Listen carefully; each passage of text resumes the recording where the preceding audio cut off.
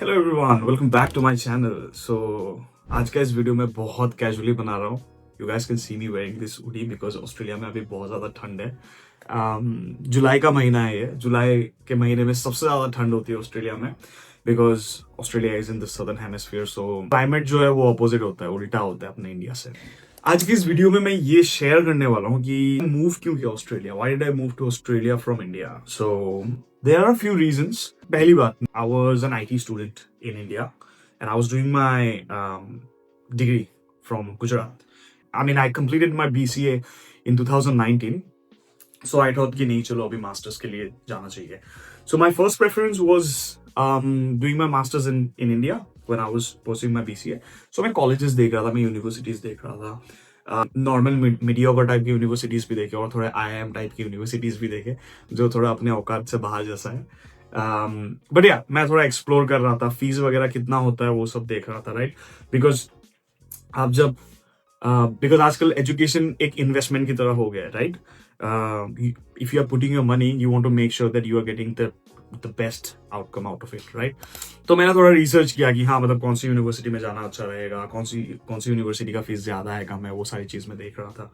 And obviously then बीच में ये भी सोचा था कि शायद बैंगलोर मूव कर जाऊंगा बिकॉज गुजरात में उस टाइम पे आईटी में अपॉर्चुनिटीज इतने नहीं थे. अभी तो आई थिंक उसके मैं जब था गुजरात में उसके कंपेयर में तो काफी ज्यादा अपॉर्चुनिटीज है अभी. तो yeah, I was just basically exploring a student who is in his bachelor's, trying to think what to do after bachelor's. So yeah, बहुत लोगों से बात किया, बहुत सारे सेमिनार्स अटेंड किए, बाहर क्यों जाना चाहिए और बाहर जाने में like if you move to abroad like क्या क्या बेनिफिट्स हैं, आप पैसे कमाने के तरीके क्या है. सो वो सारी चीजें मैं एक्सप्लोर करने लग गया हूँ इंडिया में जब मैं स्टूडेंट था, बीसीए के टाइम की बात कर रहा हूँ, ठीक है. बहुत सारे ऐसे इंटरनेशनल यूनिवर्सिटी से लोग आते थे वहां पे इंडिया में सेमिनार करने.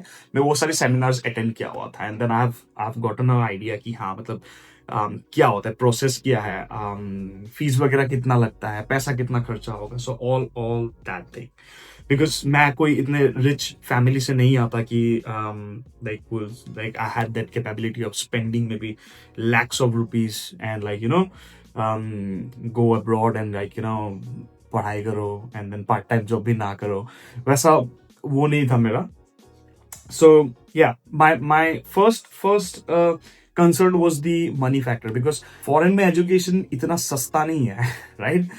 But मैंने एक चीज नोटिस किया था उस टाइम पे, इंडिया में भी जब मैं यूनिवर्सिटीज एक्सप्लोर कर रहा था, कोई यूनिवर्सिटीज ऐसे थे कि जिनका फीस बहुत ज्यादा था. देन मैंने सोचा कि if I am spending this much of money in a university here in India, why can't I use the same amount of money to go to countries like Canada, USA or maybe Australia, right? Because आप वहां पे क्या है, आप part time job करके थोड़ा बहुत cover up भी कर सकते हो पैसा. अपने इंडिया में क्या है, पार्ट टाइम जॉब का सीन इतना नहीं है बिकॉज लाइक एक स्टिग्मा है कि like people obviously the students they do work but they can't do any kind of jobs like because of the societal stigma और जो भी आप बोल लो इस चीज को. बट हमारे वहां पे इंडिया में इतना पार्ट टाइम जॉब्स नहीं करते. हाँ, इंटर्नशिप वगैरह कॉलेज से मिल रहा है, दैट्स अ डिफरेंट थिंग. उससे अगर पैसे आ रहे हैं तो या दैट्स अनदर थिंग कि हाँ मैं थोड़ा एक्सप्लोर कर रहा था कि कहाँ पे जाऊं, कितना पैसा लगेगा, कितना पैसा स्पेंड होगा, etcetera etcetera. So my first मैं जब सोचा, I think in BCA first year मैंने ये सोचा कि शायद मास्टर्स के लिए जर्मनी चला जाऊंगा बिकॉज जर्मनी में ट्यूशन फीस नहीं थे उस टाइम पे. अभी का मुझे नहीं पता, मैंने रिसर्च नहीं किया हुआ है, बट जब मैंने मेरे टाइम पे रिसर्च किया था, I am talking about like 5 years back almost, Germany में ऐसा था कि हाँ ट्यूशन फीस नहीं देना पड़ता है in a few specific universities. So basically, you are only like you only need money for like your day-to-day expense.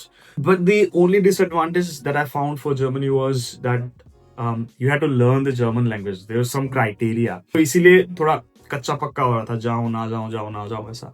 Then उसके बाद जब मैं बैचलर्स कर रहा था इंडिया में, मुझे एक अपॉर्चुनिटी मिला कनाडा जाने के लिए for few weeks for an internship. मतलब यूनिवर्सिटी के प्रोजेक्ट्स थे, वहां पे प्रोफेसर्स के साथ मैंने काम किया था. हमारे लाइक ग्रुप ऑफ स्टूडेंट्स था, हम सब गए हुए थे. तो वहां पे मुझे इंटर्नशिप का मौका मिला. So I was in one of the reputed public university in Canada. Then उसके बाद मैं इंटर्नशिप करने के बाद मैं वापस आ गया, मैं इंडिया आ गया, उसके बाद IELTS वगैरह का प्रिपेयर करने लग गया मैं। तब तक मैं मतलब ऑब्वियसली लाइक कनाडा जाके आया था तो मुझे अच्छा लगा था कनाडा, बिकॉज ऑस्ट्रेलिया में कभी पहले नहीं आया था। बट देन थोड़ा बहुत मैंने सोचा कि क्या करूँ क्या ना करूँ। एक इशू था BCA के बाद, which was because BCA is a 3 years of degree, it was not BTech. So after 3 years of degree, I think apart from Australia or I think Germany, इतना याद नहीं है, but apart from Australia, the other countries were not offering masters directly. So either I had to go and do 1 year of degree and then go for masters, or maybe वहाँ पे PG diploma कर लूँ, जो Canada में था कि हाँ मतलब मैं PG डिप्लोमा के लिए एलिजिबल था, but I was not eligible for masters. And obviously आप ऐसा सोचो कि आप जब बाहर जाके मास्टर्स करके वापस जा भी रहे हो इंडिया में, तो आपका एक वैल्यू बढ़ जाता है rather than having a PG diploma, PG degree, right, PG diploma. तो वो एक रीजन था कि हाँ मुझे वो, so that was the first triggering point कि हाँ मुझे ऑस्ट्रेलिया में after my 3 years of degree I am getting eligible to do masters, so which was really good for me. Second triggering point was I have relatives in Australia, so that was another reason, because आप जब कोई foreign country में move होते हो, ये बहुत important होता है कि अगर आपका कोई रिलेटिव है, और नॉट ओनली रिलेटिव, कोई फैमिली फ्रेंड भी है, बहुत ज्यादा हेल्पफुल होता है, बहुत ज्यादा सपोर्ट मिल जाता है कभी कभी, यू नो। सो मेरा वो सेकंड रीजन था कि हाँ चलो रिलेटिव है ऑस्ट्रेलिया में, तो that was my second triggering point.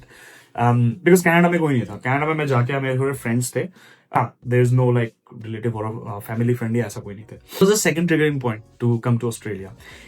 And the third triggering point, मैंने सुना था बहुत लोग बोल रहे थे आप जब ऑस्ट्रेलिया आते हो, जो आपका यूनिवर्सिटी होते है मैटर नहीं करता आप कहाँ से पढ़ाई करते हो, which is in a way not wrong, because मैंने भी देखा है ये चीज यहाँ पे आने के बाद। सो मैंने ऑस्ट्रेलिया में बहुत सारी यूनिवर्सिटीज में मैंने अप्लाई कर दिया, एंड देन मुझे ऑलमोस्ट सबसे ऑफर भी आ चुके थे, बट उसमें से एक ग्रुप ऑफ एल यूनिवर्सिटी था जिसमें मैंने ऑफर डाली हुई थी, एंड जहां पे मेरा ऑफर एक्सेप्ट हो गया। एंड लोगों को पता होगा, बहुत लोगों को पता होगा कि ग्रुप ऑफ एल यूनिवर्सिटी क्या होती है, और जिनको नहीं पता है मैं बता देता हूँ कि group of eight university Australia के टॉप यूनिवर्सिटीज होते हैं, जो बेस्ट 8 यूनिवर्सिटीज में आते हैं। आई थिंक इनके ग्लोबल रैंक भी बहुत हाई होता है compare to like other universities here. So वो एक रीजन था कि मुझे ग्रुप ऑफ एट यूनिवर्सिटी में मिल गया, बट अगेन उसमें एक चैलेंज था, and then the challenge was group of eight university में fees was a bit higher than the other universities. So मेरे केस में वो था, मैं बहुत ज्यादा था फीस, बट सो मैं थोड़ा वो हो गया, निराश हो गया कि हाँ मैं अभी क्या एडमिशन तो मिल गया, बट यार इतना पैसा लग रहा है and all, you know, because it was a huge amount. But then मैंने स्कॉलरशिप के लिए अप्लाई किया, एंड लकीली मुझे स्कॉलरशिप मिल गया जिस यूनिवर्सिटी से मैंने पढ़ाई किया था। तो that was the third triggering point. So the first triggering point was कि हाँ Australia was giving me master's degree after 3 years of bachelor's degree in India, and then the second triggering point was कि I have my relatives in Australia, and then the third triggering point was कि मुझे group of eight university में मिला था, और मतलब मिला है बेसिकली, जो मैंने अभी पढ़ाई कंप्लीट कर ली है। सो मुझे ग्रुप ऑफ एट यूनिवर्सिटी में मिला with scholarship, so that was a big thing for me. तो मुझे लगा कि नहीं यार जो भी हो जाए कि मुझे इसी यूनिवर्सिटी में पढ़ना है, बिकॉज होता है लोग बोलते हैं आप जब ग्रुप ऑफ 8 यूनिवर्सिटी से पढ़ाई करते हो, थोड़ा it's a bit harder than like normal universities, थोड़ा चैलेंजिंग होता है चीजें, मैनेज करना भी थोड़ा मुश्किल हो जाता है, बिकॉज आपको पढ़ाई ज्यादा करना पड़ता है। सो हाँ, तो मुझे ग्रुप ऑफ 8 यूनिवर्सिटी में मिल गया, तो मैंने ऑफर कर ली एक्सेप्ट, एंड उसके बाद में 2020 लाइक अर्ली 2020 में मैं यहाँ पे मूव कर गया। सो that was my story, and these are the 3 main triggering points behind choosing Australia over any other countries. अगर मैं इस चीज को समरी करूँ, लाइक समराइज करूँ शॉर्ट में, सो पहली बात मुझे ऐसा था कि मास्टर्स बाहर से करना है, बिकॉज आप लोगों को पता है इंडिया में कंपटीशन बहुत ज्यादा है, बट बाहर से करना था, बट उसके साथ एक चैलेंज भी आया कि हाँ the money factor, because fees बहुत ज्यादा महंगे होते हैं यहाँ पे। तो that was my like second concern कि हाँ मतलब ज्यादा फीस होगा तो विल सी क्या करेंगे क्या नहीं करेंगे, राइट। बट ऑब्वियसली वो भी सॉर्ट आउट हो गया कि got loans and stuff from the bank, तो वो चीज अच्छा हुआ कि मुझे हो गया था, but the amount was not that much, like 50-60 lakh जितना नहीं था मेरा fees, which was good. I think US में होता है कभी कभी आप जब मास्टर्स करने जाते हो, तो ऑस्ट्रेलिया में इतना ज्यादा नहीं था मेरा। And then of course I got scholarships and everything, then obviously जो यहाँ पे सपोर्ट मिला लोगों से, एंड मेरे थोड़े बहुत फ्रेंड्स भी थे, उन लोगों से भी काफी सपोर्ट मिला, so that's the reason I choose Australia. Let me know if you have liked this video. So if you're new to the channel, do hit the subscribe button because I make educational videos, podcasts and vlogs जिससे आपको काफी information मिल सकता है. And let me know क्या चीज अच्छा लगा इस वीडियो का और क्या चीज अच्छा नहीं लगा. Because अगर आप feedback दोगे तो I will be able to improve my videos in the future. So do let me know if you have any questions or anything on the comment section below. And thanks for watching the video until very end. And I will see you in the next one. Bye bye.